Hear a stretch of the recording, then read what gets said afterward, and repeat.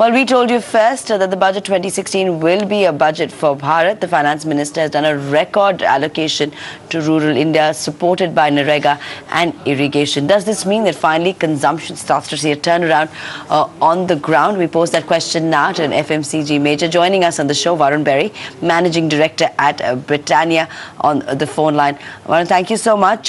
I want to understand from you, with the increasing rural income spends that is starting to come in from the budget, what kind of influence do you see that happening on the consumer sector, specifically the rural sector that you operate in? I do think that from a long-term perspective, this is certainly going to boost the rural economy. But it's going to take a little bit of time. It's probably going to take 6 months for the economy to start to inch upwards, because most of the incentives are pretty structural and long-term. Yeah. So whether you look at, the intention is doubling farmers' income in 5 years, which again is long-term, and it's in the right direction.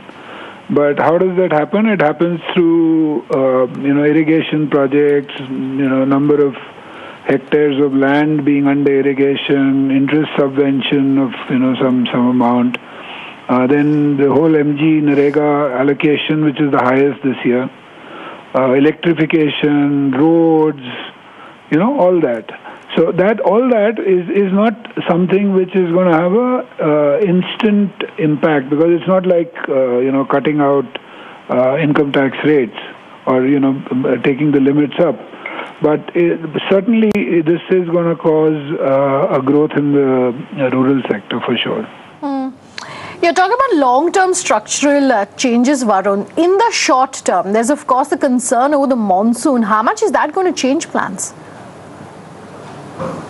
No, absolutely, and hopefully this year the monsoon is also supposed to be a good monsoon, because there's no longer El Nino, now it's La Nina, which causes the right amount of monsoon.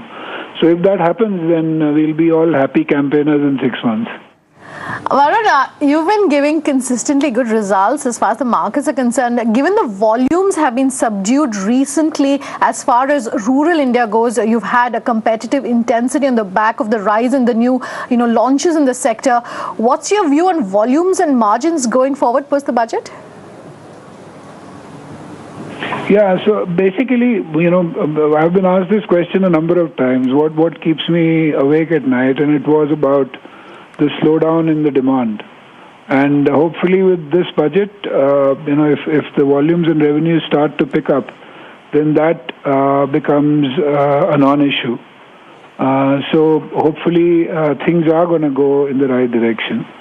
Margins, we've seen pretty good margins, and hopefully this year was about 200 basis points coming out of the commodity deflations. Next year, certainly the commodity prices are going to go up.